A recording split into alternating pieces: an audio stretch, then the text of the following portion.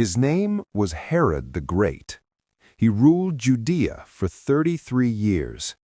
In that time, he built the most magnificent version of God's temple that ever existed. He also executed his wife, 3 of his sons, his mother-in-law, his brother-in-law, and ordered the death of every infant boy in Bethlehem. The same man, the same 33 years. How does that happen? That's what we're here to find out. Augustus Caesar, the most powerful man on earth, once said, "It is better to be Herod's pig than Herod's son." Think about that.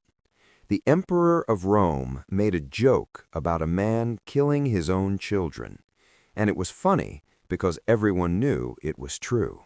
Let's start with what Herod actually was. Because most people have one image of him, the villain of the Christmas story, the man who killed the babies. That's it. But that image misses almost everything. Herod was born around 73 BC. His father was an Idumean from the region south of Judea. His mother was Nabatean, Arab. He was Jewish by religion, but not by blood, and Jewish society never fully let him forget that. This matters, because everything Herod did, every building, every alliance, every execution, was done by a man who spent his entire life trying to prove he belonged somewhere that had decided he didn't. He came to power through his father's political connections with Rome, through the chaos of civil war, through the collapse of the Hasmonean dynasty that had ruled Judea before him, through a combination of military skill, political genius, and an absolute willingness to do what other people would not. By the time he was 36, Rome had made him king of the Jews, and the Jews hated him for it. Here is the insane thing. The man who was never fully accepted as Jewish built the most magnificent Jewish temple that ever existed. The Second Temple, the one that burned in 70 AD, the one we've talked about in this series, was almost entirely his work. He expanded the Temple Mount. He doubled its size. He built retaining walls of limestone blocks, each weighing hundreds of tons.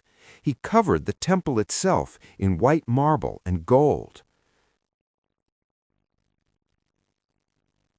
Josephus writes that in the morning, when the sun rose over Jerusalem, the temple burned like a star.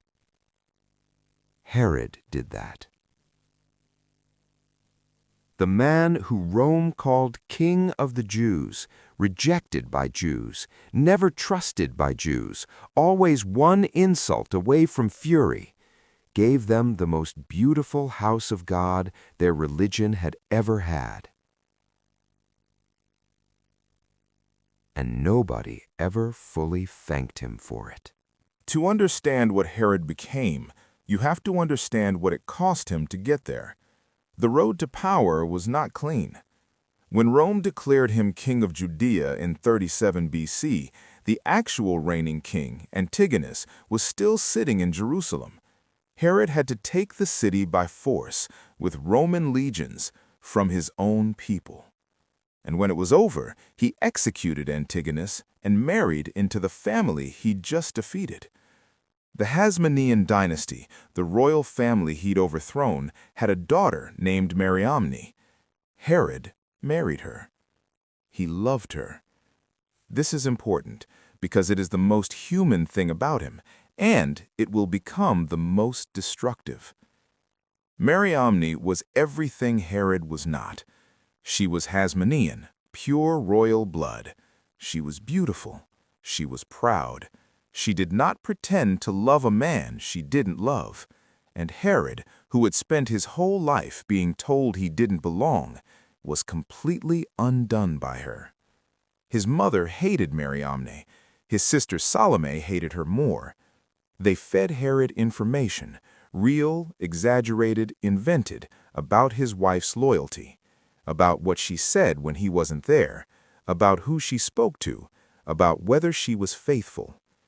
Herod was a genius of architecture and politics, and a catastrophe of personal relationships. He believed the worst things about the people he loved most, every single time. In 29 BC, Herod executed Mariamne, the woman he loved more than anyone, the woman he had married to legitimize his dynasty, the woman who had given him 5 children. He killed her on accusations fed to him by his own mother and sister, and immediately he understood what he'd done. Josephus writes that after her death, Herod called her name in empty rooms, ordered servants to summon her as if she might appear, left banquets to go looking for her. He had a breakdown that lasted months. He left Jerusalem. He couldn't eat. He developed what sounds like a complete psychological collapse. He had killed the one person who had made him feel like he belonged somewhere, and he knew it, and he kept going, because there was no other option. You don't stop being king because you destroyed yourself. After Mariamne, something shifted in Herod. The paranoia that had always been there became the operating system. He had a network of informants throughout his kingdom, people who reported on conversations, on gatherings, on anything that might look like conspiracy. He executed people for rumors, for associations, for being too popular, for being related to the wrong family. And his sons, Mariamne's sons, Alexander and Aristobulus, were growing up. They were Hasmonean through their mother. They were legitimate heirs. They were, in Herod's increasingly unstable mind, a threat. His sister Salome worked on this, the same woman who had helped destroy Mariamne. She fed Herod reports about his sons, what they said in private, what they thought of their father, how they spoke about their mother's death. They were young men who had watched their father execute their mother. Of course they said things in private. Herod had them arrested, had them tried before a Roman court because he needed Rome's permission to execute his own sons. Augustus, the emperor, reviewed the case personally. He found the evidence thin. He counseled reconciliation.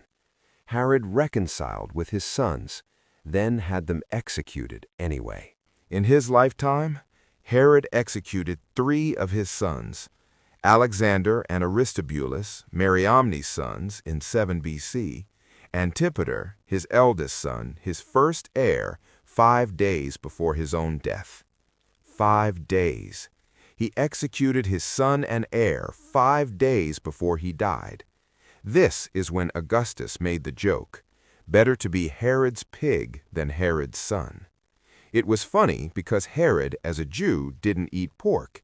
His pig was safe. His sons were not. 3 sons, his wife, his mother-in-law, his brother-in-law, his own inner circle multiple times over. The man who built the temple, the same man. Now, the moment most people know. Matthew's Gospel, chapter 2. Magi from the east arrive in Jerusalem. They are looking for a newborn king of the Jews. They ask Herod where to find him. Herod, the man who executed his own sons for being potential threats to his throne, hears that there is a newborn who has been identified as king. His response is exactly what you would expect from everything we've just learned about him. He tells the Magi to find the child and report back under the cover of wanting to worship him. The Magi don't report back, so Herod orders the death of every male child under 2 years old in Bethlehem and the surrounding region. Now, historians have debated this account. It's not mentioned in Roman records, which documented far larger atrocities without pause. Bethlehem was a small village. The number of infant boys would have been in the dozens, not thousands, small enough that Rome might not have recorded it. But here is what is not debated. This is exactly what Herod did. His entire pattern of rule says, if there is a potential threat to my throne, however small, however distant, however uncertain, I eliminate it. He had done it to his sons. He had done it to his in-laws. He had done it to his advisors. A rumored infant king in Bethlehem was not outside his pattern. It was the pattern.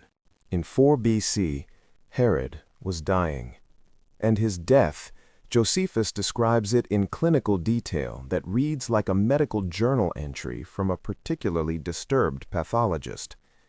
Fever, itching across his entire body that he couldn't stop, intestinal pain, swelling in the abdomen, gangrene of the genitals, Josephus writes directly, worms, difficulty breathing, convulsions.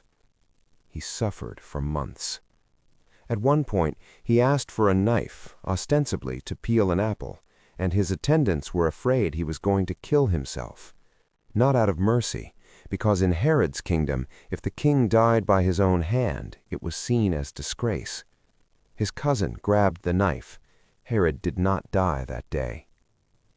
In his final days, he ordered that prominent Jewish leaders from across the kingdom be imprisoned, and that when he died, they be executed.